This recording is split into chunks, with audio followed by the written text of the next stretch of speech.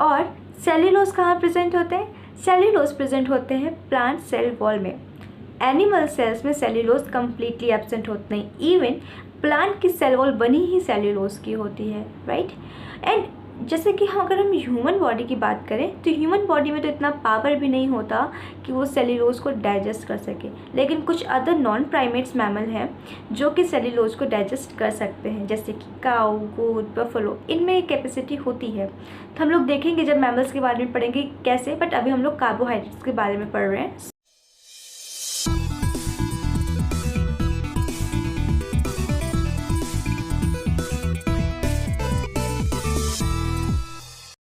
Hey everyone, welcome to science love.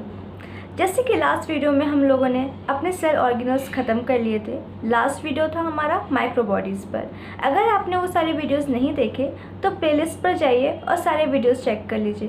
Playlist का link आपको नीचे डिस्क्रिप्शन बॉक्स में मिल जाएगा, ठीक है। तो उन वीडियोस को ख़त्म करने के बाद अब हम लोग आगे बढ़ रहे हैं, जिसमें हम लोग पढ़ेंगे मेटाबॉलिकली इनएक्टिव सेल इंक्लूजन्स, यानी कि सेल में ऐसे कुछ सब्सटेंसेस जो मेटाबॉलिकली इनएक्टिव होते हैं, बनते हैं सेल्स में, लेकिन वो कैसे होते हैं? इनएक्टिव होते हैं। देखते हैं कि वो कौन कौन से होते हैं। सो वीडियो को एंड तक देखिए। एंड अगर वीडियो अच्छा लगता है तो please like, subscribe and share ज़रूर करिएगा, बिकॉज ये मेरा मोटिवेशन है। जैसा कि हम लोग ऑलरेडी जानते हैं कि सेल में होती है मेटाबॉलिक एक्टिविटीज़, एंड उन मेटाबॉलिक एक्टिविटीज़ के रिजल्टेंट बनते हैं कुछ सब्सटेंसेस। जैसे कि कुछ सब्सटेंसेस होते हैं रिजर्व्ड मटेरियल, कुछ सीक्रेटरी मटेरियल एंड कुछ एक्सक्रीटरी मटेरियल। तो हम लोग इन सारे मटेरियल्स के बारे में पढ़ने वाले हैं, बिकॉज ये मेटाबॉलिकली इनएक्टिव सेल इंक्लूजन्स हैं। तो सबसे पहले हम स्टार्ट करेंगे रिजर्व्ड मटेरियल के बारे में। इस वीडियो में हम लोग पढ़ेंगे रिजर्व्ड मटेरियल के बारे में। Reserved materials mainly continuously plant cell के अंदर बनते रहते हैं। प्लांट सेल में इनका फॉर्मेशन कंटिन्यूसली होता रहता है अलग अलग फॉर्म में, ठीक है। तो आज हम लोग इस वीडियो में पढ़ेंगे पहले रिजर्व्ड मटेरियल के बारे में, विच इज़ कार्बोहाइड्रेट। कार्बोहाइड्रेट ये नाम आपने पहली बार तो नहीं सुना होगा, ऑब्वियसली बहुत बार सुना होगा, एंड इसके बारे में आपने पढ़ा भी होगा, लेकिन फिर भी हमेशा जब भी हम इसके बारे में पढ़ते हैं ना कुछ ना कुछ कन्फ्यूजन रह ही जाता है। सो हम लोग यही कोशिश करेंगे कि इस वीडियो में कार्बोहाइड्रेट्स से रिलेटेड जो भी कन्फ्यूजन है वो सब क्लियर हो जाए, एंड जो भी मेन चीज़ है जिससे क्वेश्चंस एग्जाम में आते हैं उनके बारे में पढ़ें। So let's start. कार्बोहाइड्रेट एक ऑर्गेनिक कंपाउंड है, और ऑर्गेनिक कंपाउंड किन एलिमेंट से बनते हैं? Mainly carbon and hydrogen. तो ऑब्वियसली कार्बोहाइड्रेट में भी कार्बन और हाइड्रोजन तो होगा ही होगा, एंड साथ में यहाँ पर है ऑक्सीजन। आगे देखेंगे कि ऑक्सीजन भी कैसे इन्वॉल्व हो गया इसमें। सो कार्बोहाइड्रेट किन एलिमेंट्स से मिल करके बनता है? Carbon, hydrogen and oxygen. जितने भी कार्बोहाइड्रेट्स होंगे उनमें कार्बन भी होगा, हाइड्रोजन भी होगा, ऑक्सीजन भी होगा। इन सब का रेशियो अलग अलग हो सकता है, बट एलिमेंट्स यही होंगे। हाइड्रोजन और ऑक्सीजन किस रेशियो में होते हैं? हाइड्रोजन एंड ऑक्सीजन हमेशा 2:1 में होते हैं, यानी कि अगर 1 ऑक्सीजन तो 2 हाइड्रोजन, 2 ऑक्सीजन तो 4 हाइड्रोजन। इस तरीके से हमेशा ये किस रेशियो में होते हैं? 2:1 में होते हैं। सो अब हम लोग देख लेते हैं कुछ एग्जाम्पल्स कि कौन कौन से कार्बोहाइड्रेट्स होते हैं, जैसे कि ग्लूकोज हो गया, फ्रक्टोज हो गया, सुक्रोज हो गया, लैक्टोज हो गया, माल्टोज हो गया। ये सारे हमारे कार्बोहाइड्रेट्स हैं। और भी बहुत सारे एग्जाम्पल्स होते हैं। आपको जो भी एग्जाम्पल्स पता है प्लीज़ कमेंट बॉक्स में बताइएगा। तो ये सारे एग्जाम्पल्स हैं हमारे कार्बोहाइड्रेट के। अब ये देखते हैं, अभी हमने ऊपर क्या देखा कि हाइड्रोजन और ऑक्सीजन हमेशा 2:1 के फॉर्म में होते हैं, राइट। और यही रेशियो जो होता है हाइड्रोजन और ऑक्सीजन का, सेम यही रेशियो होता है वाटर में, H2O। यहाँ भी हाइड्रोजन और ऑक्सीजन का रेशियो होता है 2:1, ठीक। तो अभी रिजल्ट क्या निकल करके आता है? हमने देखा कि कार्बोहाइड्रेट CHO से बनते हैं, ठीक है। तो H और O में तो 2:1 का रेशियो होता है, ठीक। 2:1 का रेशियो होता है H और O के बीच में। तो अल्टीमेटली बात ये आती है कि कार्बोहाइड्रेट्स क्या हैं? कार्बन के हाइड्रेट्स हैं, H2O, ठीक है। कार्बन और H2O, तो कार्बोहाइड्रेट्स क्या है? कार्बन के हाइड्रेट्स हैं, इसलिए हम इन्हें बोलते हैं कार्बोहाइड्रेट्स। आई होप ये चीज़ समझ में आई होगी। इतनी इंपॉर्टेंट नहीं है, बट फिर भी हमें इसको जानना ज़रूरी है कि कार्बोहाइड्रेट्स क्यों हैं, क्योंकि कार्बोहाइड्रेट्स कार्बन के हाइड्रेट्स होते हैं। आई होप ये समझ में आ गया होगा आपको। इसी वजह से ये हाइड्रेट्स एंड कार्बन्स की वजह से ही इसका जनरल फॉर्मूला है CH2O का होल N, CH2O का होल N, ये इसका जनरल फॉर्मूला है। N क्या है, यहाँ पे कोई भी नंबर रख सकते हैं, ठीक है। N की जगह हम कोई भी रख सकते हैं, 1 2 3 4 5 एंड सो ऑन, जहाँ तक आप रखना चाहो, एंड उसका अंदर मल्टीप्लाई कर देंगे। सो जैसे जैसे N चेंज होता जाएगा वैसे वैसे अंदर का कार्बोहाइड्रेट भी चेंज होता जाएगा, ठीक है। तो जनरल फॉर्मूला यही है, CH2O का होल N। अब ये चीज़ भी आप जानते ही होंगे कि कार्बोहाइड्रेट कई टाइप्स के होते हैं, इनको कई सीरीज़ में डिवाइड किया गया है, जैसे कि मोनोसैकेराइड्स, डाइसैकेराइड्स, ओलिगोसैकेराइड्स, ट्राइसैकेराइड्स, पॉलीसैकेराइड्स।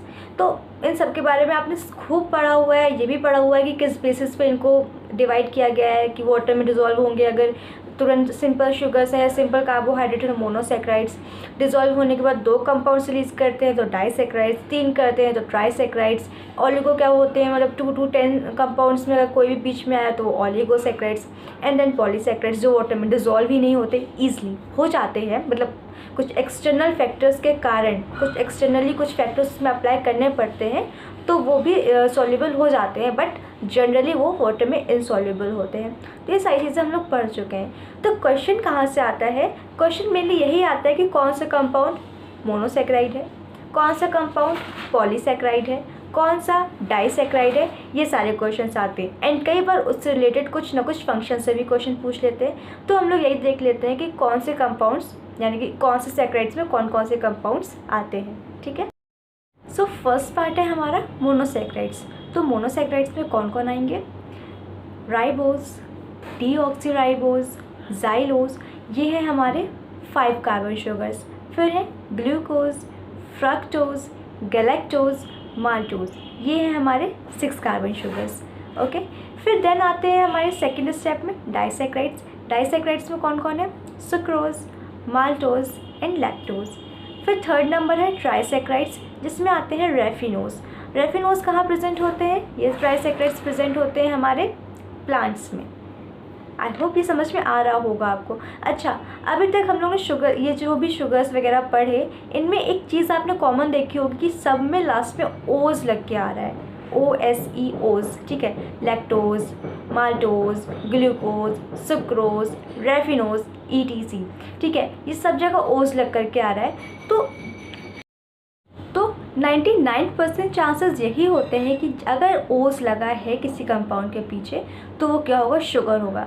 यहीं पे एक चीज़ देख लेते हैं, कई बार आपको एज लगता है, ठीक है, जैसे राइबेज, न्यूक्लियेज, गैलेक्टेज, सुक्रेज, फ्रक्टेज, ETC, ऐसे मतलब बहुत सारे कंपाउंड्स ऐसे देखे होंगे जिसमें लास्ट में एज लगा होता है।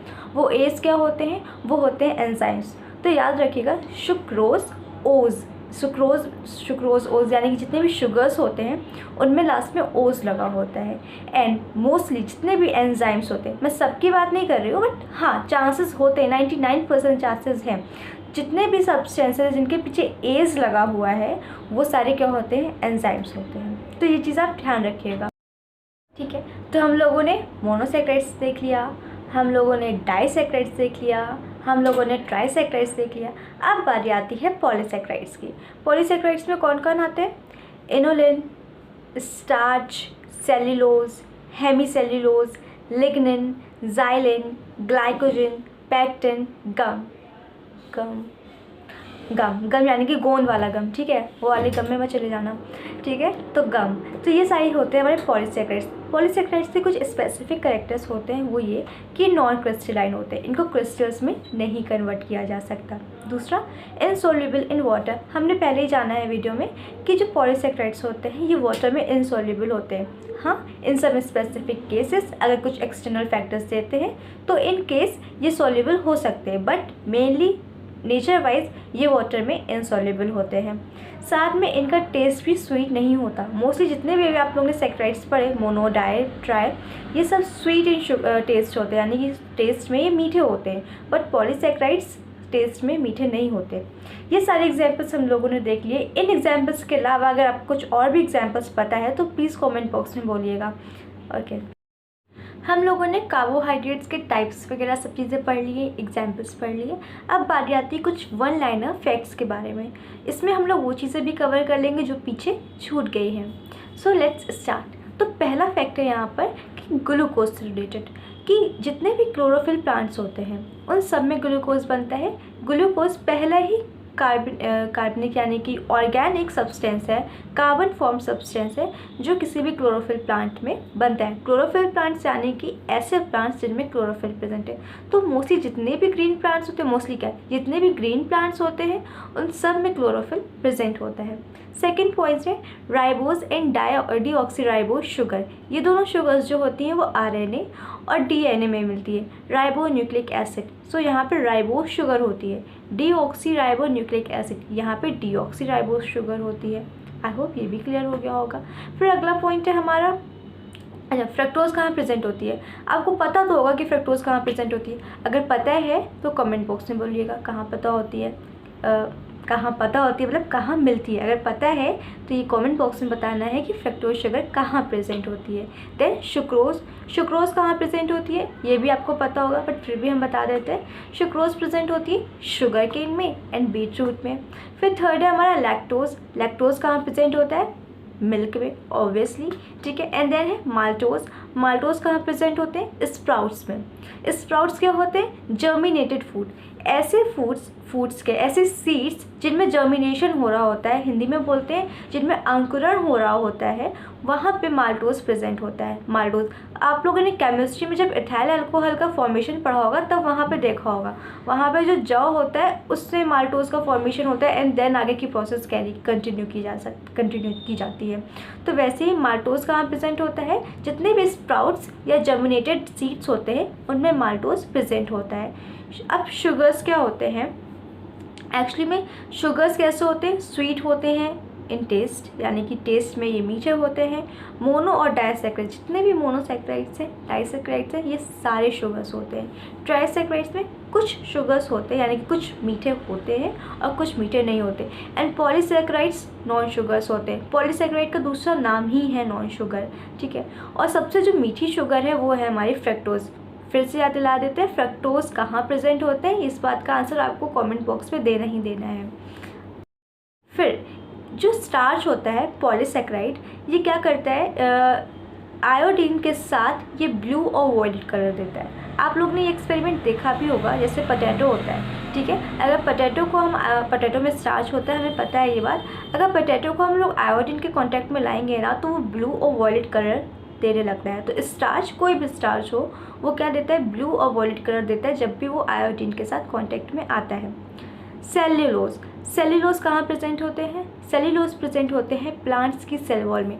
एनिमल सेल्स में सेल्यूलोज एब्सेंट होते हैं, सेल्यूलोज एनिमल सेल में एब्सेंट होते हैं। इवन ह्यूमन बॉडी में, या एनिमल्स में तो छोड़िए, ह्यूमन बॉडी की अगर बात करें, ह्यूमन बॉडी में इतनी शक्ति भी नहीं होती कि वो सेल्यूलोज को डाइजेस्ट कर सके। एनिमल्स में तो होता है, एनिमल्स यानी कि जो दूसरे मैमल्स हैं, बड़े काऊ, गोट, बफलोज, इनमें ये पावर होता है, वो सेल्यूलोज डाइजेस्ट कर सकते हैं।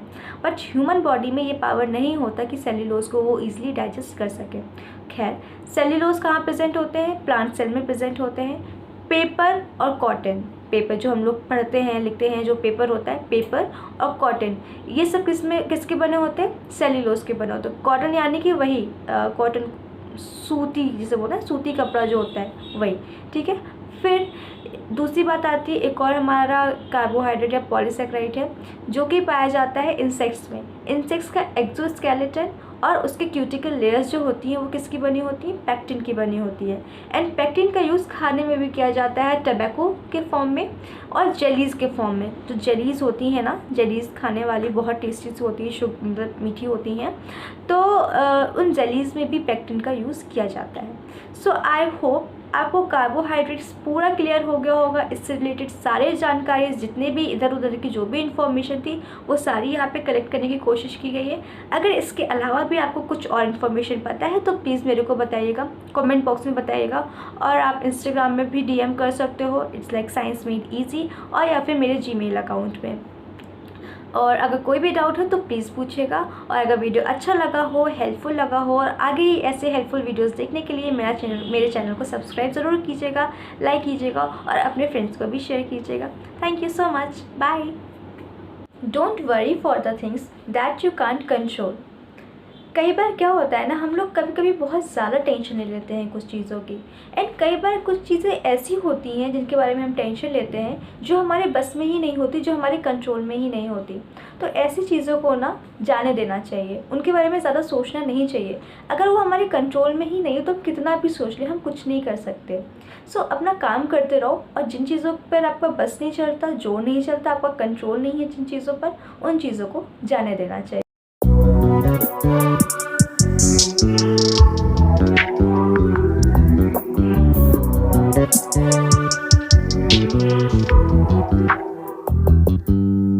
You just always been a tighter rush that